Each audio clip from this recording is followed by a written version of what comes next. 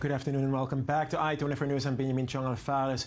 We continue with the developing report on EgyptAir flight MSR-181 flying from the Mediterranean coastal city of Alexandria to Cairo, Egypt, which was hijacked with 81 passengers and 7 crew members on board, including 10 U.S. citizens and 8 British nationals. The hijacker, identified by Egyptian state TV as 27-year-old Egyptian national by the name of Ibrahim Samaha, asked for the flight to land in Cyprus, where it landed at the Larnaca airport earlier this morning. According to EgyptAir, all passengers except for 4 foreign citizens and crew members were allowed to leave the plane. The president of Cyprus, Nikos Anastasiades, said the event was not related to terror. Earlier, there was a report from the hijacker that he had on an explosive bell, but those reports were not confirmed.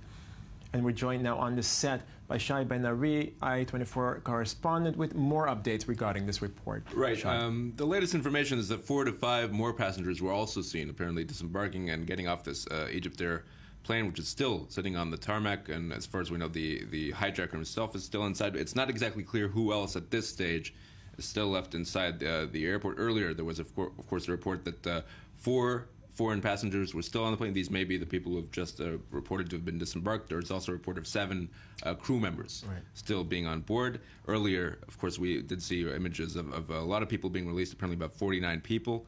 Now, it has to be said, there are more and more indications that this has little to do with terrorism. In fact, the Egyptian Foreign Ministry has been quoted with an interesting quote saying, "This is not a terrorist, but an idiot." Also, the Cypriot president, Nikos Anastasiades, has said this is not something that has to do with terrorism. So I think it's a bit of a relief for everyone following this event.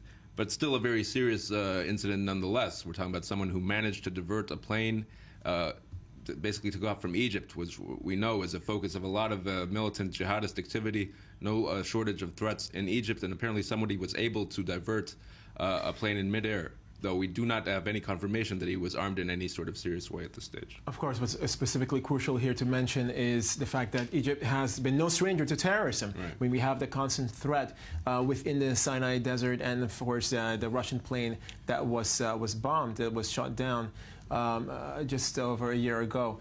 Right. In that case, you were talking about apparently very severe faults that were taken advantage of at the airport in Sharm el-Sheikh. Here we're talking, first of all, about a different airport, but also, again, there may be a situation here where somebody was able to divert a plane using the threats alone.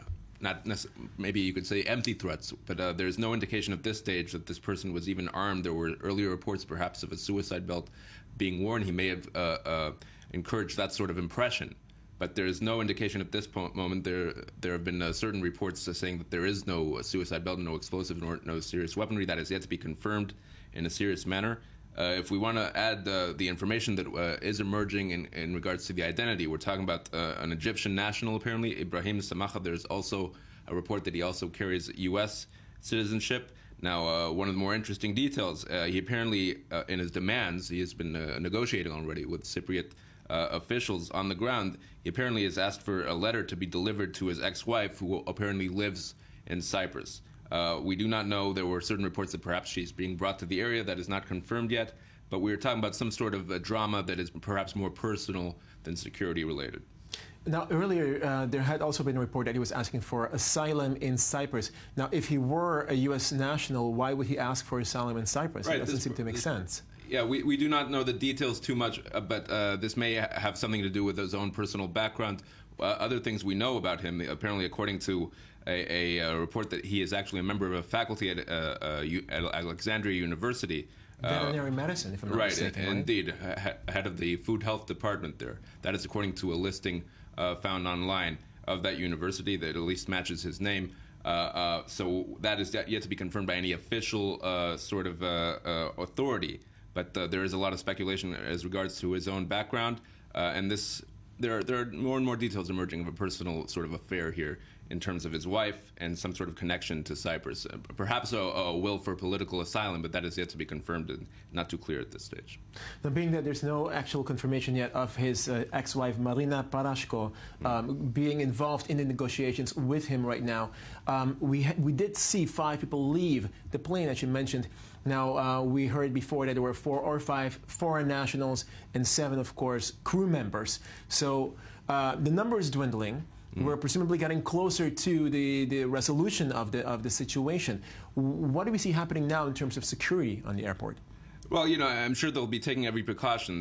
One of the earlier, apparently, demands of the hijacker himself was that all security be kept at a certain distance from the plane itself. But it appears that the threat is certainly not as bad as was feared.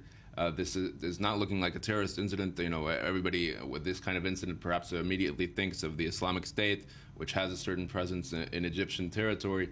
But this certainly does not appear to be the case now. And in terms of, you know, the security operation, I would say it's a much less sensitive situation than was at first feared. And indeed, the potential damage is dwindling by the moment as we see more and more people disembark from the plane. We could do a quick estimate to say that there are perhaps 7-8 people left on this plane, according to different reports that had emerged earlier as regards to who was on it while the hijacking took place. Okay, Shai Ben-Ari, thanks for giving us that information.